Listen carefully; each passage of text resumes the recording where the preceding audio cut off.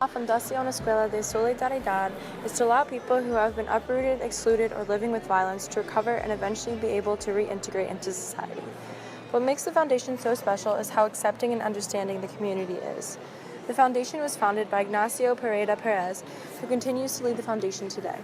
He welcomed us with open arms as we arrived, and his charismatic nature continued throughout the rest of our stay there, as his love for the foundation and all of the community members was more than evident.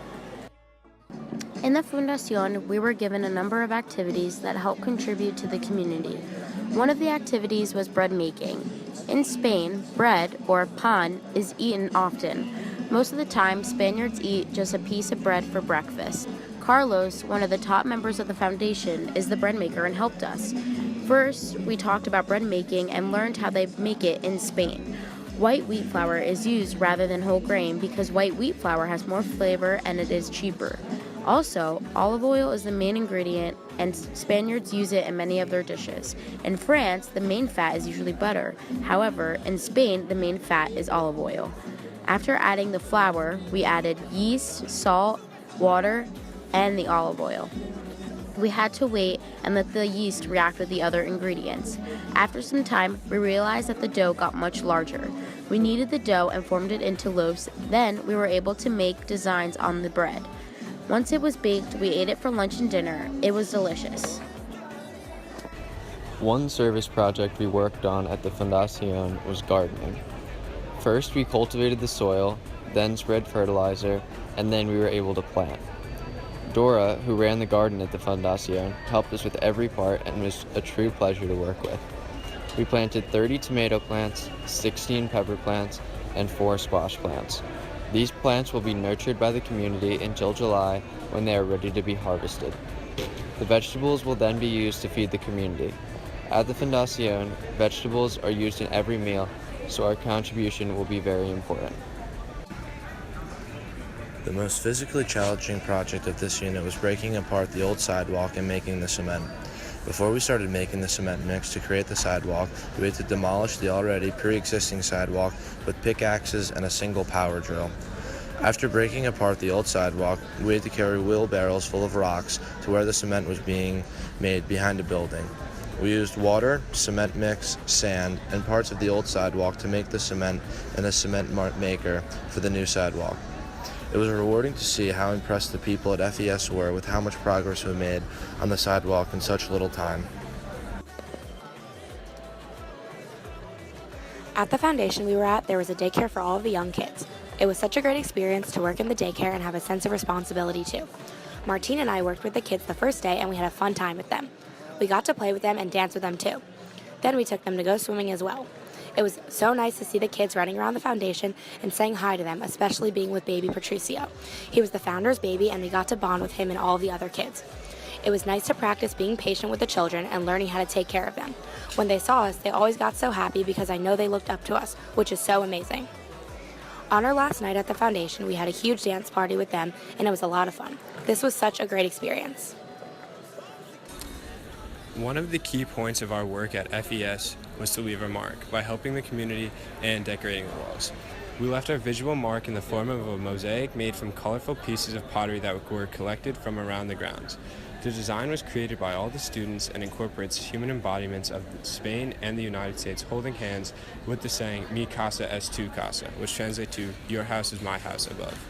The purpose is to show the relationship that we built in the community at FES, as well as the connection between the two cultures.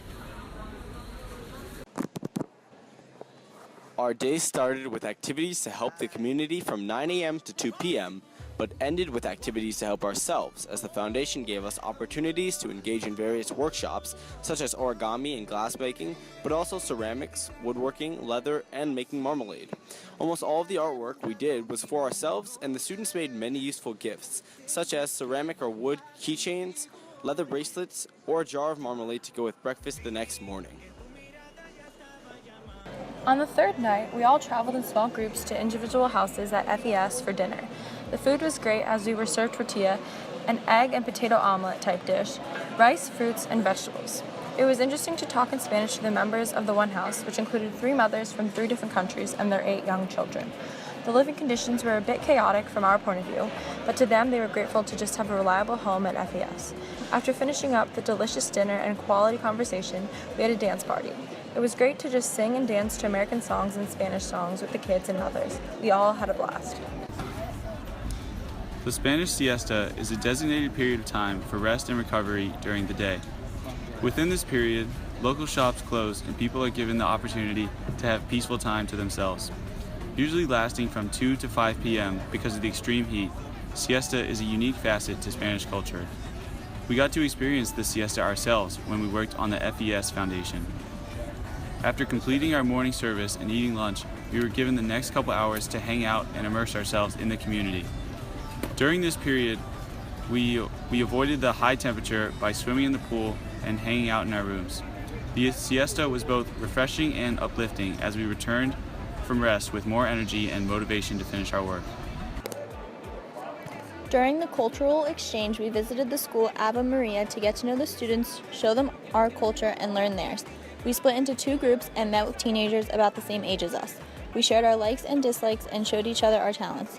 Martine sang, Marie, one of the students, danced with Amanda, and Sabrina played the piano. They did not know what the sport lacrosse was, so we showed them a video and tried to explain it to them. Another student, Flora, was a flamenco dancer who performed regularly. She showed us a video, and she was amazing. It was a great experience to talk to the students and get to see their daily life.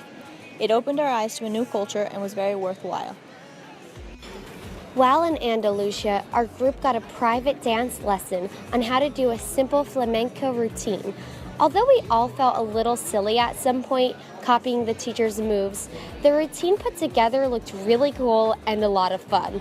Not only did we experience a dance class, but watched a professional flamenco dancer perform to the voice of a Spanish singer and a guitarist. We now appreciate how difficult the dance is.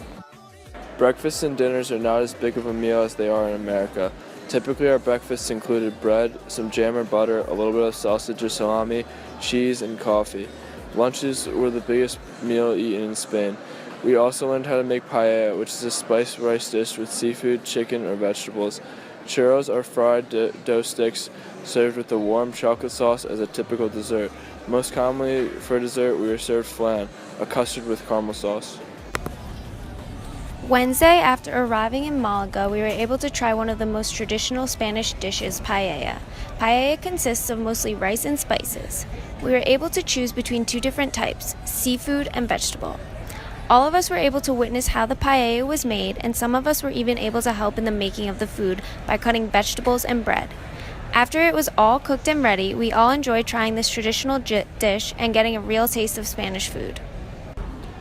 Bullfighting is a huge sport and it's a huge part of Spanish culture. Today it's a controversial issue due to the cruelty and methods used to fight the bulls. Some of the bullfighters are even more famous than pro soccer players. We visited an arena called Plaza del Toros in Sevilla. It doubles as an arena and a museum for tourists and people who are interested in learning the sport. We saw uniforms of the fighters, and even various statues and portraits of the bullfighters. We also saw how the sport evolved. We went into the physical arena and walked and saw the stables where the bulls were held before being released. Our guide also explained to us how there was an in-house emergency room equipped for surgeries in case the bullfighters got injured during the fights. Spain, mainly in the southern regions, have been strongly influenced by Arab culture. These influences are mainly seen in architecture, food, and clothing. Kebab shops, which are in the cities of Granada, Sevilla, and Cordoba, date back to the time of the Moorish.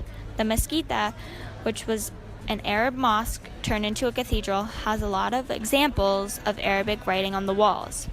Many other buildings show Arabian influence in minarets and their designs.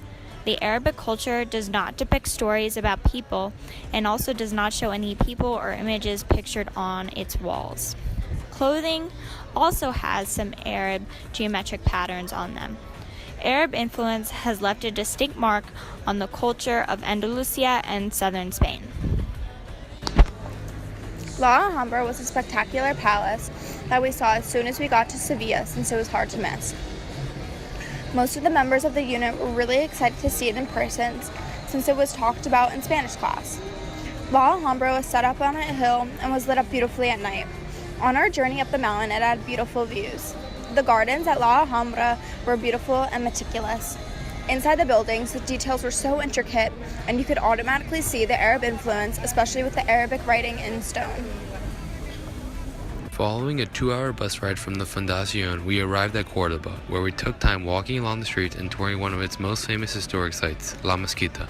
Now held as a UNESCO World Heritage Site, La Mezquita was built as an Arab mosque in the Spanish region of Andalusia. However, when the Christians conquered the territory, they brought their Catholic influence with them to the building's architecture. The constant flipping of Catholic and Arab rule gave La Mezquita its defining feature of possessing parts of both Christian and Moorish architecture. The Catedral de Sevilla is the third largest in the world. With its Gothic-style architecture, it is the burial place of Christopher Columbus and his son Ferdinand Columbus. The Alcazar in Sevilla was the few examples of religious toleration in Spain. The king who ruled it, Fernando III of Castile, let Moorish and Christian art fuse together in the architecture. This unit trip has been a rewarding experience for all of us. It was heartwarming to see the appreciation that was shown towards us for all the hard work we put in to help the community at FES. Touring the cities of Spain and all the historical attractions was beautiful. The combination of community service and immersing ourselves in the culture of Spain really made this unit special.